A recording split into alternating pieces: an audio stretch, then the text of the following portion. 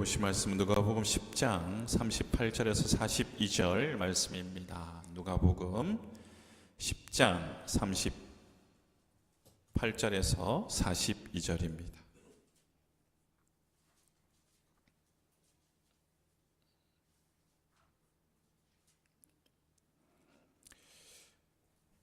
그들이 길 갈 때 예수께서 한 마을에 들어가심에 마르다라 이름하는 한 여자가 자기 집으로 영접하더라.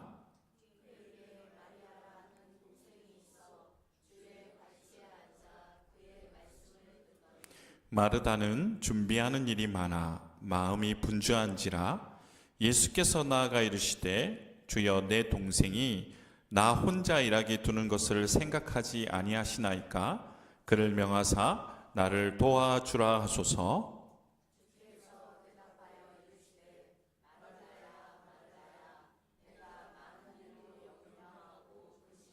다 같이요. 몇 가지만 하든지 혹은 한 가지만이라도 족하니라. 마리아는 이 좋은 편을 택하였으니 빼앗기지 아니하리라 하시니라. 아멘. 우리 앞뒤 계신 분과 먼저 인사 나누겠습니다. 반갑습니다. 반갑습니다. 벌써 2월이 되었습니다. 엊그제 송구영신 예배를 드린 것 같은데 벌써 한 달이 이렇게 지나갔습니다. 2026년 여러분 곧 또 송구영신 예배를 하고 있을 것입니다. 우리에게 주어진 시간은 너무나도 참 빠르죠. 그런데 중요한 것은 그 빠른 시간을 후회하지 않는 삶을 살아야 한다라는 것입니다. 특별히 사람들은요, 누구나 인정받기를 원하는 삶을 살기를 원합니다. 때로는 잘 사는 삶, 많은 사람들이 인정하고 부러워하는 삶을 살기를 원합니다. 특별히 자신이 흘린 땀방울에 대해서 남들이 알아주기를 원하는 것이죠. 특별히 한국 사회는 정과 대접하는 것을 중요하게 생각했습니다. 옛날을 기억하시다시피 우리 때는 그랬죠. 옆집에서 뭐 이렇게 반찬을 갖다 주면 엄마가 또 그러죠. 저 집에 가서 뭐 갖다 주거라. 또 갑니다. 갖다 주면 뭐 이런 거 들고 왔느냐. 또 챙겨줍니다. 그러면 어떻게 됩니까? 왔다 갔다. 예전에는 그런 정이 있는 시대였습니다. 특별히 손님이 오면 어떻게 합니까? 없는 살림에도 이것저것 꺼내서 상다리가 부러지게끔 차려줍니다. 그것이 분주하지만 미덕으로 여겨졌습니다. 그런데 오늘 본문을 보면 그 누구보다 예수님을 잘 대접하고 싶은 여인이 있었습니다. 마르다이죠. 그녀는 예수님을 기쁨으로 영접하였다라고 합니다. 그리고 최선을 다해서 섬기려 하였습니다. 그런데 그 결과는 뭐냐? 예수님이 알아주지도 않고 많은 사람들이 알아주지 않고 오히려 책망을 받는 시간이 되었다라는 것입니다. 오늘 본문은 교회 안에서도 참 많이 오해되는 말씀 중에 하나입니다. 봉사하는 마르다보다 말씀 듣는 마리아가 더 훌륭하다. 일하지 말고 예배만 드리는 것이 더 좋은 믿음이다라는 이런 이분법적인 해석 때문에 열심히 땀 흘려 봉사하는 성도들이 때로는 상처를 받기도 하고 혼란스러워합니다. 과연 주님은 땀 흘려 일하는 봉사하는 자들을 폄하하신 것일까? 아니면 마리아만 편애하신 것일까? 오늘 이 시간 베다니의 한 가정에서 일어난 이 사건을 통해서 주님께서 우리에게 말씀하시고자 하는 진정한 섬김의 자세와 우선순위의 지혜가 무엇인지를 깊이 묵상하여서 우리가 섬김의 삶을 실천하기 위해 필요한 것들을 하나님이 채워주셔서 진정으로 주님이 주시는 바른 마음과 또 하나님이 우리에게 주셨던 그 사명과 또 헌신들이 아름답게 빛나는 시간이 되기를 주님의 이름으로 축원합니다. 거룩한 땀방울이 불평이 되지 않으려면 어떻게 해야 하느냐? 첫 번째로는요, 섬김의 본질은 비교가 아니라 기쁨이다라는 거예요. 섬김의 본질은 비교가 아니라 기쁨임을 인식해야 합니다. 오늘 본문 40절에 보니까 마르다는 준비하는 일이 많아 마음이 분주한지라 예수께 나아가 이르되 주여 내 동생이 나 혼자 일하게 두는 것을 생각하지 아니하시나이까 그를 명하사 나를 도와주라 하소서. 예수님께서 베다니 마을에 왔을 때 집안은 잔치 분위기였습니다. 마르다는 주님을 사랑하는 마음으로 소매를 걷어 얹고 최선을 다해서 주방에서 거룩한 땀방울을 흘렸습니다. 여기까지는 너무나 아름다운 섬김의 모습입니다. 그런데 한순간 불평의 현장으로 바뀌어버렸다라는 거예요. 여러분, 그렇다면 우리의 섬김이 노동이 아니라 기쁨이 되기 위해서는 우리는 무엇을 점검해야 하느냐? 섬김이 기쁨이 되기 위해서는요, 사람을 향하던 시선을 주님께 돌려야 한다라는 거예요. 마르다가 처음 칼질을 하고 불을 지필 때는 오직 예수님만 생각했을 것입니다. 예수님이 어떤 음식을 좋아할까? 예수님한테 어떤 음식을 대접해야 할까? 기뻐하면서 그 일을 하지 않았겠습니까? 아마 힘든 줄도 모르고 시작했을 겁니다. 그런데 어느 순간 눈에 들어온 것은요, 바로 자기 동생이었다라는 거예요. 자신은 땀범벅이 되어서 일하는데 동생은 얌체처럼 예수님 턱 밑에 앉아서 편안하게 웃고 있는 것을 본 거예요. 그 순간 마르다의 마음속에는요, 감사는 증발해 버렸어요. 그리고 비교의식과 피해의식이 자리 잡았습니다. 이것은 비단 마르다만의 문제가 아닙니다. 부활하신 주님을 맞는 베드로에게도 똑같은 모습이 있었지요. 요한복음 21장에 보면 예수님께서 베드로의 사랑을 확인하시고 내 양을 먹이라는 거룩한 사명을 주셨어요. 그런데 그 영광스러운 순간에 베드로는 뭘 하는지 아십니까? 고개를 들려 사도 요한을 쳐다보며 예수님께 묻습니다. 이 사람은 어떻게 됩니까? 나는 십자가에 거꾸로 지고 고생하는데 주님이 사랑하시는 요한은 꽃길만 걷는 것 아닙니까? 비교한 것입니다. 그때 예수님은 냉정하게 말씀하십니다. 내게 무슨 상관이냐? 너는 나를 따르라. 마르다의 불행은 일이 많아서가 아닙니다.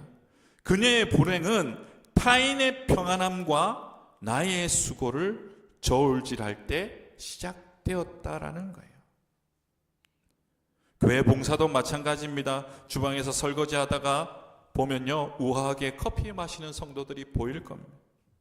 그때 그 설거지하는 그릇 소리는 시끄러워집니다. 누구는 뼈 빠지게 일하는데 누구는 입만 살아서 노닥거리냐.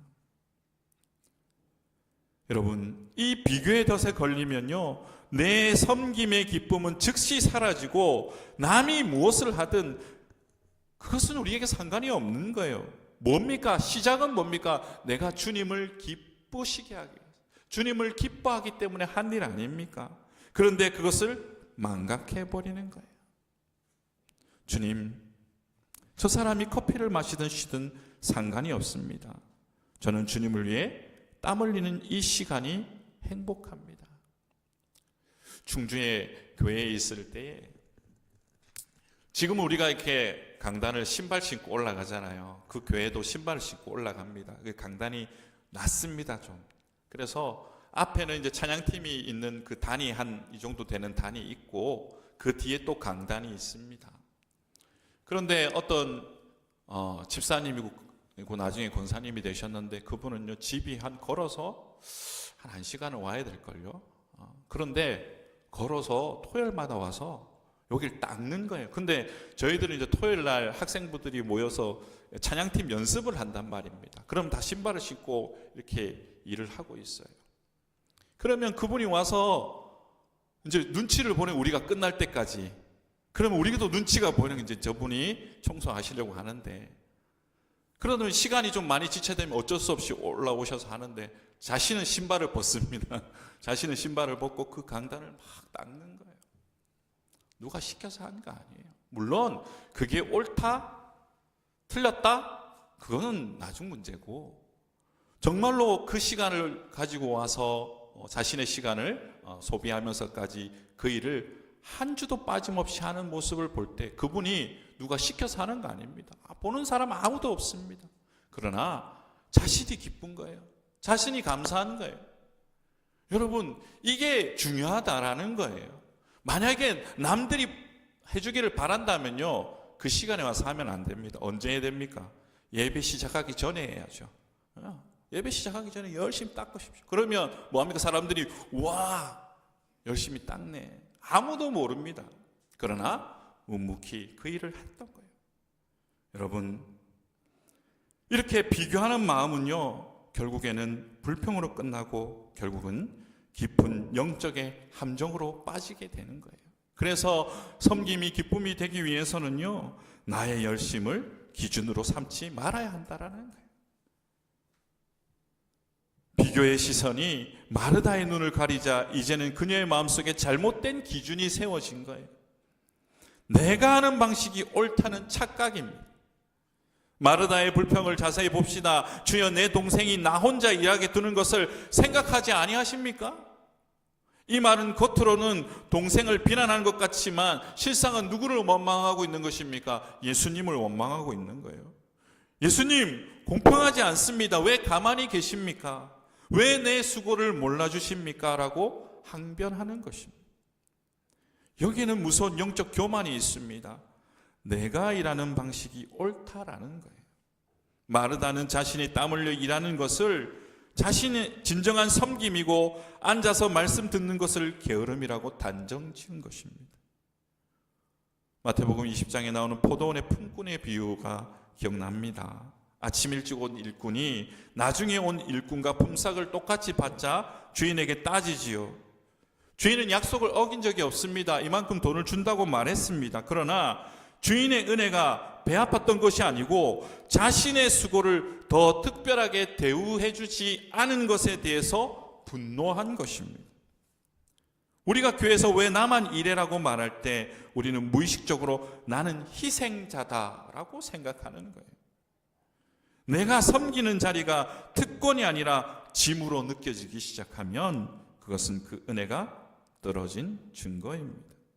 내가 흘린 땀방울을 훈장처럼 여기며 남을 정죄하는 도구로 삼는다면 그 섬김은 하나님이 받으시는 향기로운 제물이 아니라 내 의를 드러내는 자신의 만족이 되는 것입니다.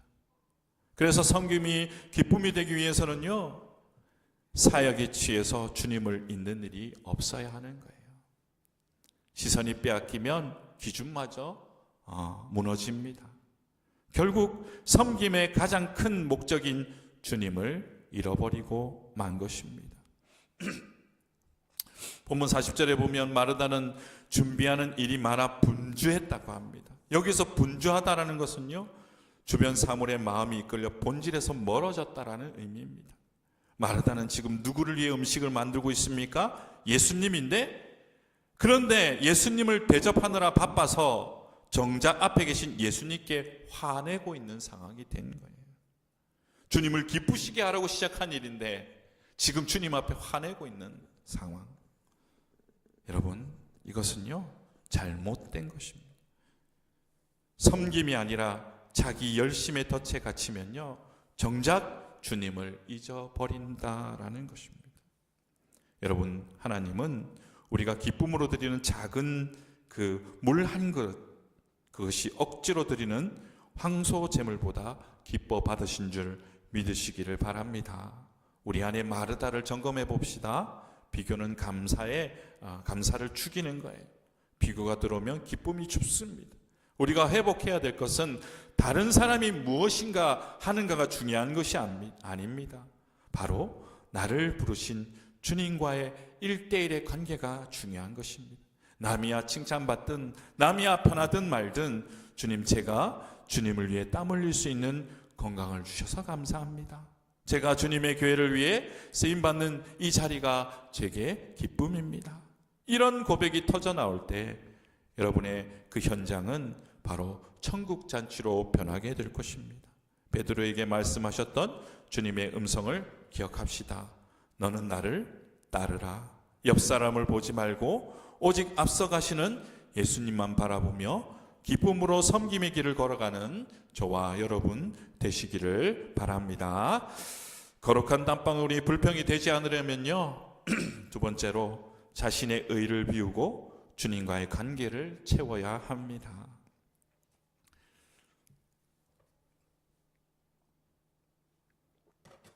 마르다의 그 말에 예수님은 어떻게 반응하십니까? 화를 내는 마르다에게 너는 어찌 그리 믿음이 없느냐라고 호통치지 않으십니다.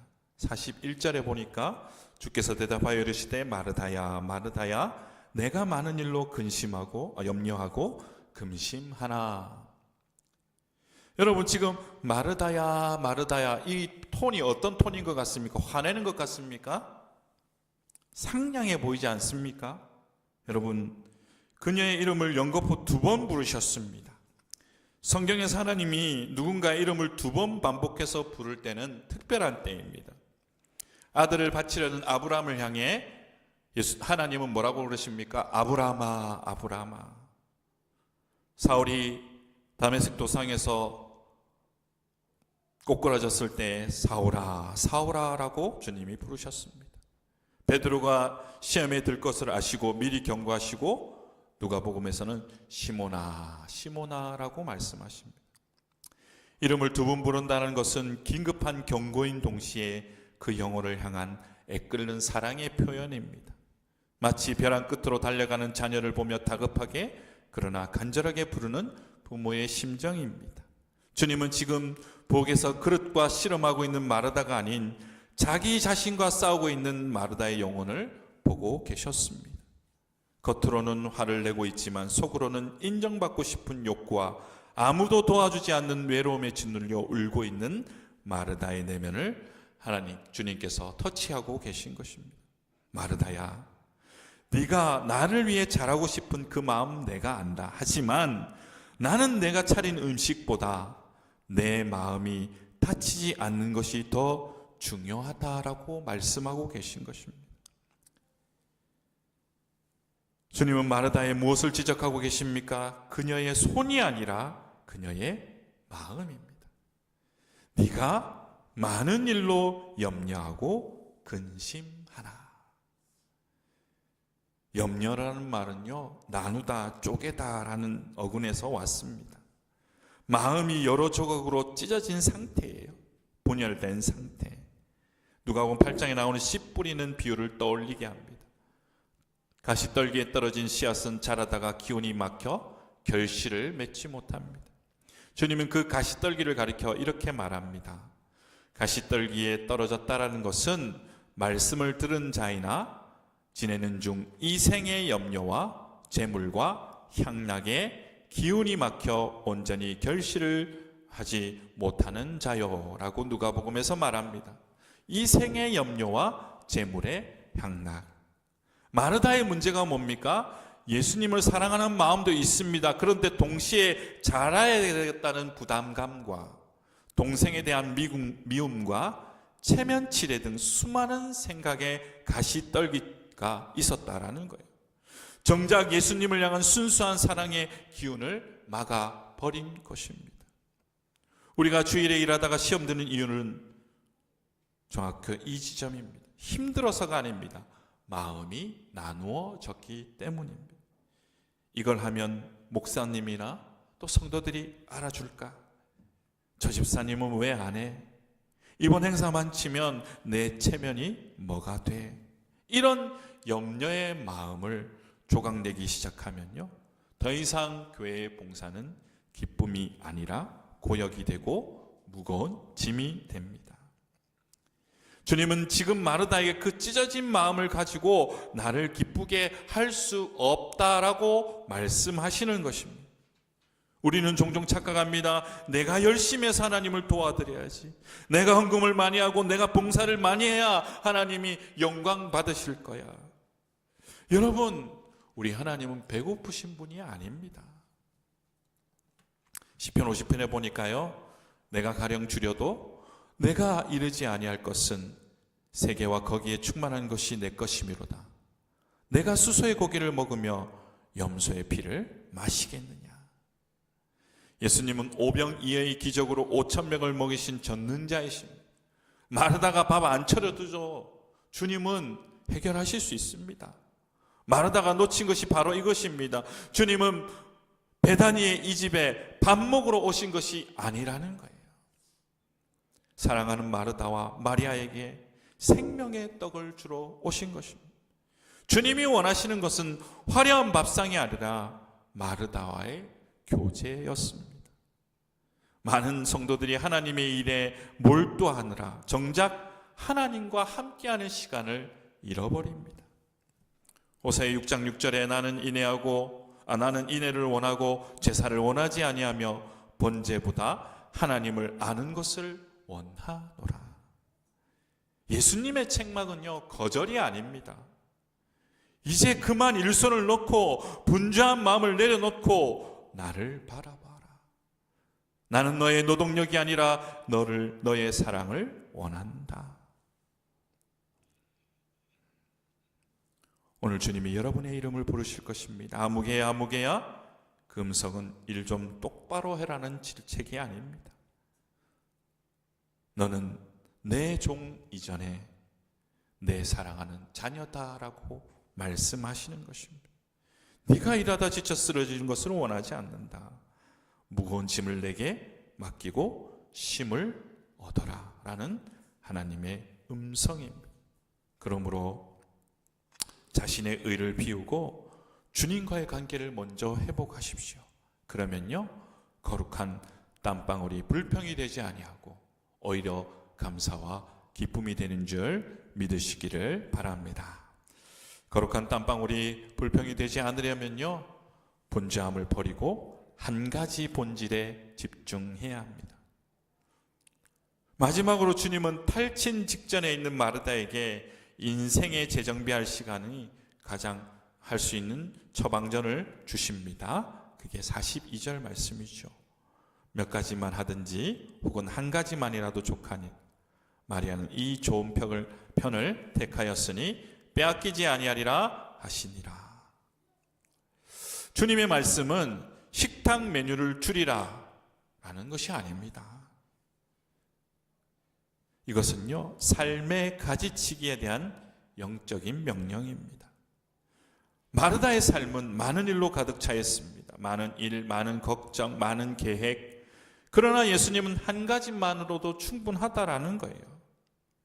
여러분, 돋보기를 생각해 봅시다. 햇빛이 아무리 강해도 초점이 맞춰지지 않으면 종이 한 장 태울 수 없습니다.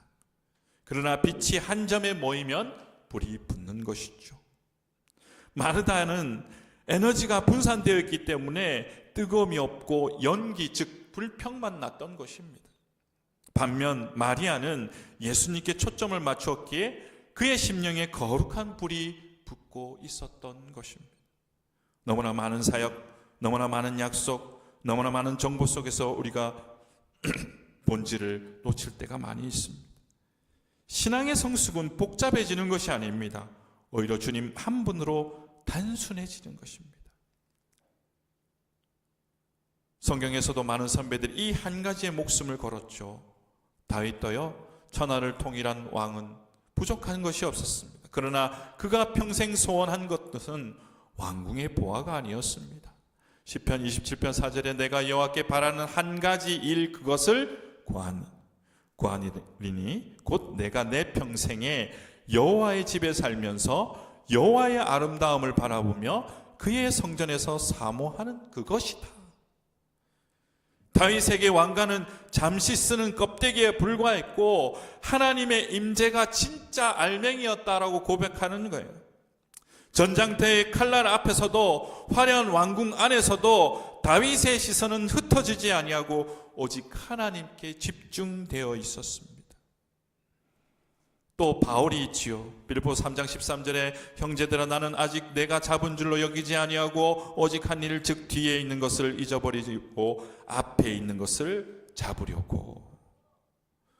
바울은 과거의 화려한 스펙이나 뼈아픈 실수에 얽매이지 않았습니다. 오직 표대를 향하여 한 방향만 걸어갔습니다.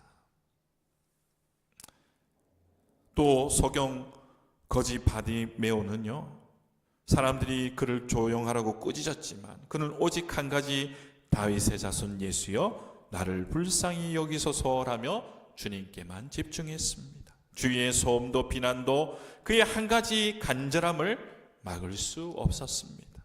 오늘 마리아가 택한 좋은 편이 바로 이 믿음의 계보를 잇게 한 것입니다. 이것저것 다 잘하려고 하지 맙시다.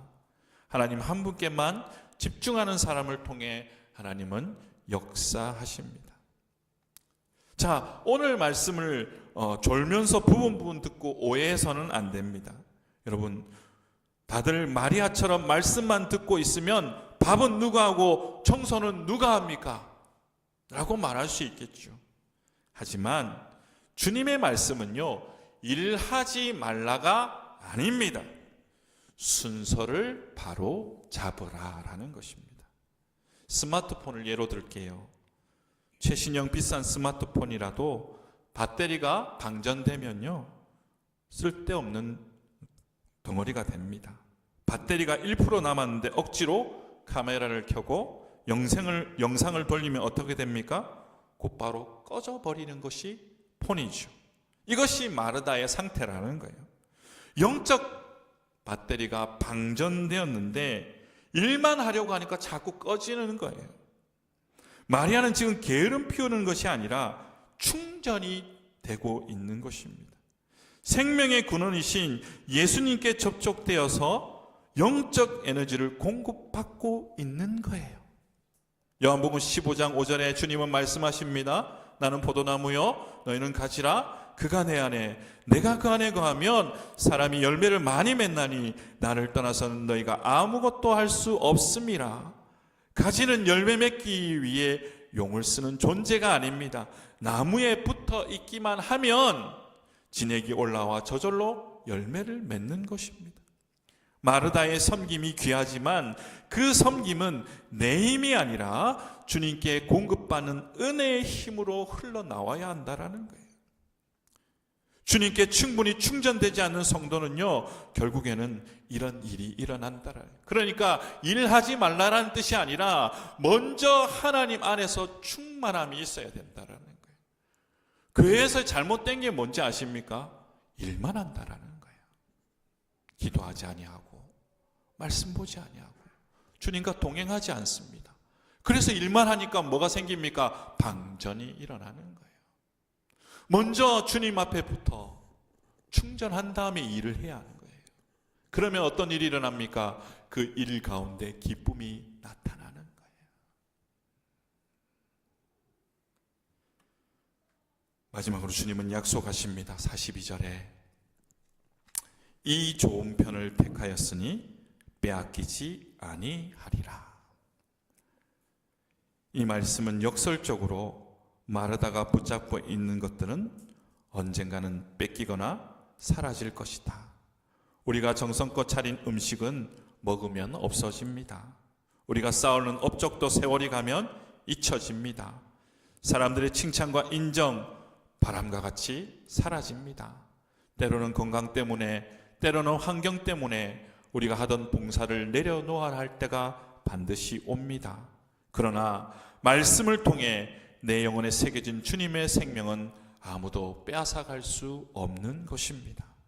세상이 줄 수 없는 평안, 환난 중에서도 찬송할 수 있는 믿음, 주님과 나누었던 친밀한 교제의 추억, 이것은 도둑도 훔쳐갈 수 없고 죽음조차도 갈라놓을 수 없는 영원한 자산인 것입니다. 여러분, 인생의 우선순위를 어디에 두고 있습니까? 사라질 것에 분주하지 맙시다. 영원한 것에 투자합시다. 일을 줄여서 쉬는 것이 아니라 오히려 기도를 늘리셔야 합니다. 말씀 보는 시간을 확보하셔야 합니다. 그래야 하나님의 일을 감당해 나갈 수 있습니다. 그 한 가지에 집중할 때 주님은 여러분의 삶을 단순하지만 가장 강력한 능력으로 이끌어 주실 줄 믿으시기를 바랍니다. 사랑하는 여러분, 오늘 우리는 베다니의 작은 집에서 일어난 사건을 통해서 우리의 신앙을 살펴볼 수 있었습니다. 주님은 마르다의 헌신과 땀방울을 결코 무시하신 것이 아닙니다. 다만 그녀가 일에 치여 기쁨을 잃어버리고 분주함이라는 파도에 휩쓸려 염려라는 마음의 감옥에 갇힌 것을 안타까워하신 것입니다.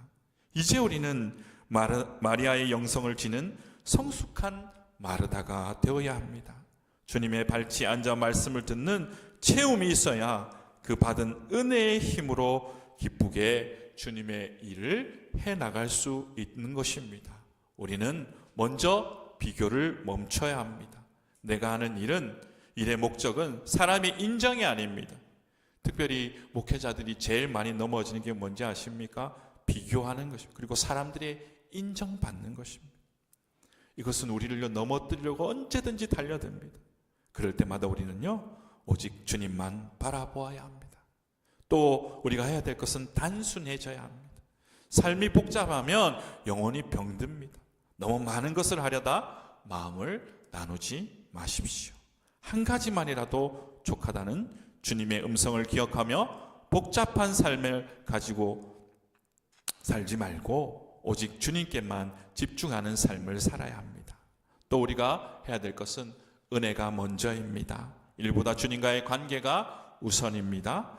충전해야 됩니다. 우리의 영혼을 충전하고 그 일을 이뤄나갈 때 우리는 노동이 아니라 오히려 향기로운 하나님의 은혜를 맛보게 될 것입니다. 오늘 하루 복잡한 마음과 분주한 일상을 잠시 내려놓고 주님을 바라보는 그런 하루가 되시고, 하루뿐만 아니라 여러분의 모든 삶이 이런 삶, 그 좋은 편을 택하는 지혜 있는 삶을 살아가는 그런 저와 여러분 되시기를 주님의 이름으로 축원합니다. 아멘.